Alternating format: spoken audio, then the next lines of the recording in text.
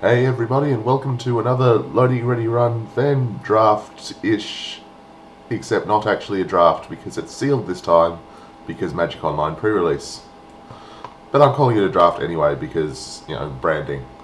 So I picked blue for the pre-release. I know the blue promo is kind of terrible, but I've been tearing up recently with a nice blue-red deck in draft, and I want to try to make sure that I had the best chance of getting all of those blue tempo cards, like the bounce spells and the frost leases and stuff in this deck, because I really enjoy that deck. So let's see what we've got for rares so far.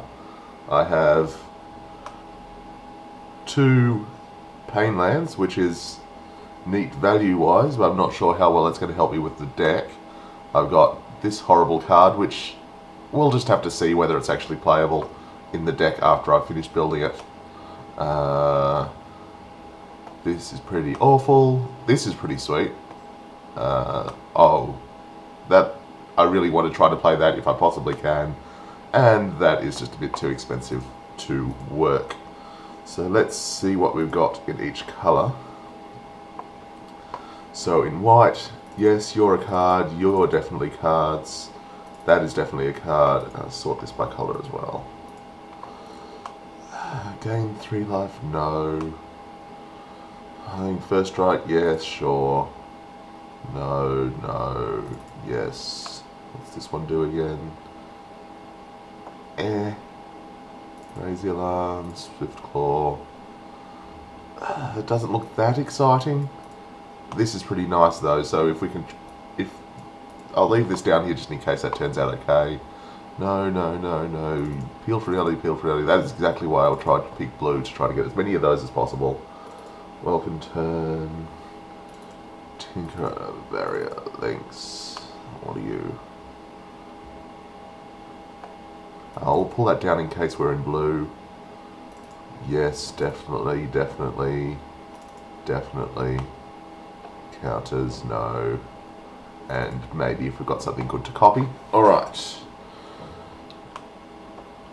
Yes. Probably. No, yes.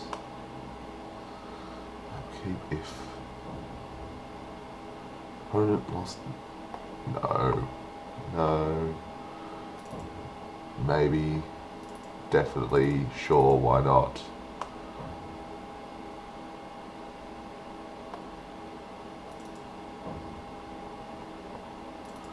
Okay, so blue-black might be pretty good. Got a reasonable number of both cards, and I've got the blue-black pseudo multicolor card. So let's see what we got else. Other colors. Sure. Yes. Yep. Why not? That's not terrible. Fierce Defiance. Oh, it's that one. Maybe. Red looks like it's a contender.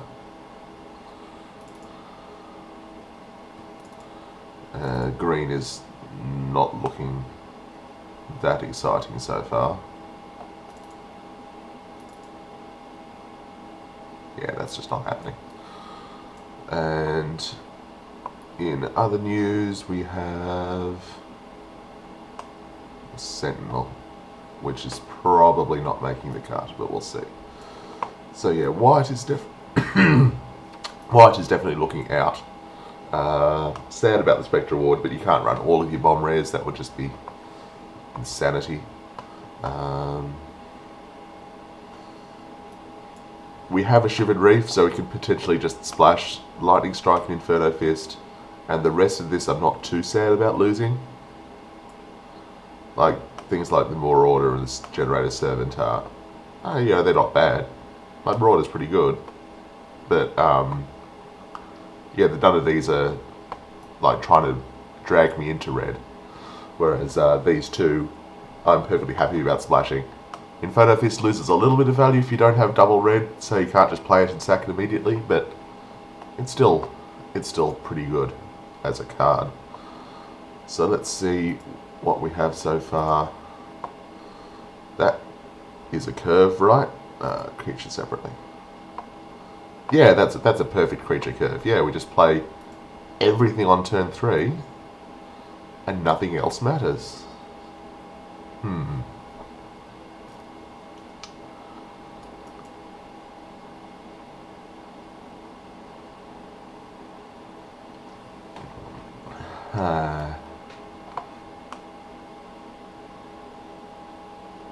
I'm not so sure about this guy. I mean, at the very least it trades with something from their hand, usually, unless you draw it like super late.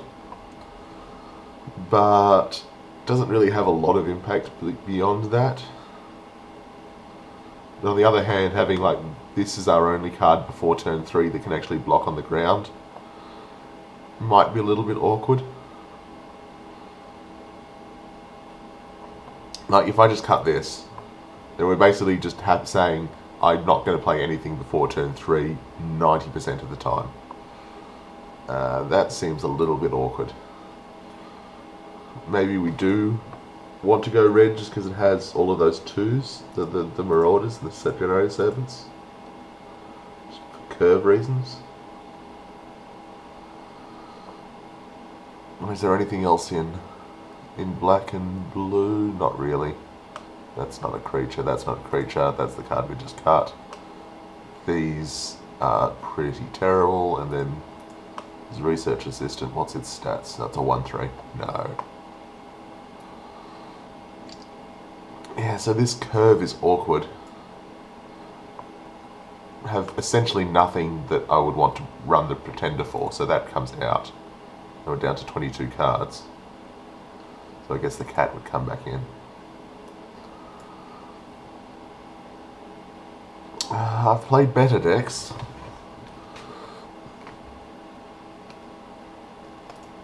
Let me see. Just pull these aside for a sec.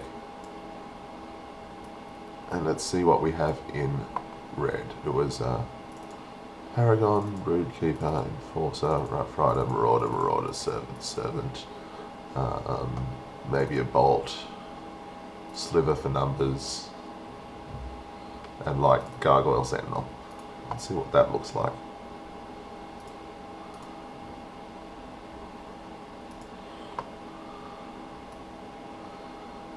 Okay, it's got a slightly better curve to it.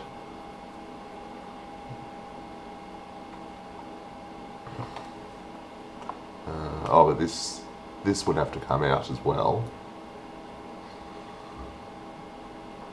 Yeah, I don't think this deck is really going to have the numbers. We're going to have to run some pretty awful cards.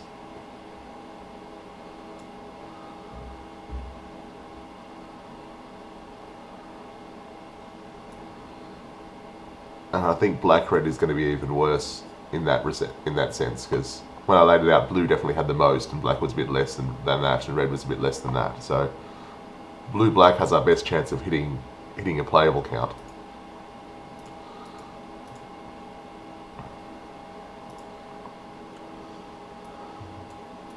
Let's go back to the way we had it before, with all of these in, and Inferno Fist, Lightning Strike.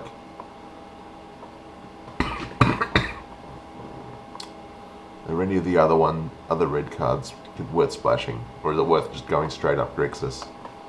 I don't think so. Like, I could bring this in just as another removal spell over. I don't think we want the Sentinel.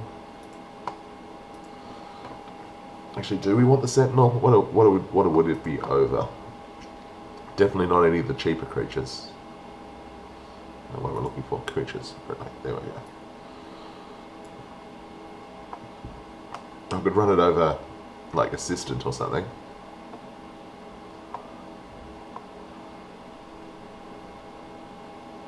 This deck isn't particularly well focused because it's got things like Peel from Reality that are more tempo cards than anything else. That its creatures aren't particularly in the sort of aggressive tempo type of deck. We've got like things like Typhoid Rats and Coral Barrier and Wall of Frost that are definitely more defensive and 3-1 is much better on defense than it is attacking. Because when it's attacking, it'll just trade for a 1-1, but on defense, you can trade for, you know, a 5-3 or something if you're lucky. Tinker is just a 2-3 because we don't have any artifacts in the deck. I don't particularly plan to unless I bring in this Sentinel. So now that I'm looking at it, we are a pretty defensive deck, so a 3-3 blocker that in a pinch can start bashing in is actually probably reasonable. So what do we consider taking out for that? I have 14 creatures, so I might look more at the spells than at the creatures. And Crippling Blight seems like it might not actually be that amazing for us. Like, I could bring it in out of the sideboard if they have a lot of 1 toughness creatures, but the can't block Rider seems like it's not actually going to be as big of an issue for us, because we're mostly planning to block them and then maybe get through with, you know, Flyers or Path Mage. Yeah, I think Crippling Blight comes out. This seems like it could win a couple of games. I'm not going to say it's the best deck I've ever played, but it seems like it could do some things. So combine groups. We sort of want black relatively early. We also want blue relatively early. We also want, you know, we'd love to be able to Wall of Frost on turn 3. These two we're in no particular hurry to get. We can get those whenever we want. So probably just 3 red sources is enough, and then just split the rest evenly on black and blue, I think. Like I said, we have a Shivan Reef, so it's going to be odd. Okay, which way do we want to weight it? I think slightly more blue just because of Wall of Frost. Like, Typhoid Rats turn 1 is pretty nice, but Wall of Frost turn 3 is definitely something that I want to see. And if we're slightly late on these two, like, because if we get to like a swamp and 3 islands in a mountain or something, then this will be a little bit sad. But if we're a bit late on that, it's not the hugest deal. So what does that make it? Shivan Reef, and then 2 mountains, and 7 and 7 because we have this island. Yeah, that looks right. Except I already have a swamp, so 1 less swamp and bring in this swamp. Is it actually different to? Yeah, it is a different swamp. Yay! Alright. So that's the deck. And I'll see you in round 1.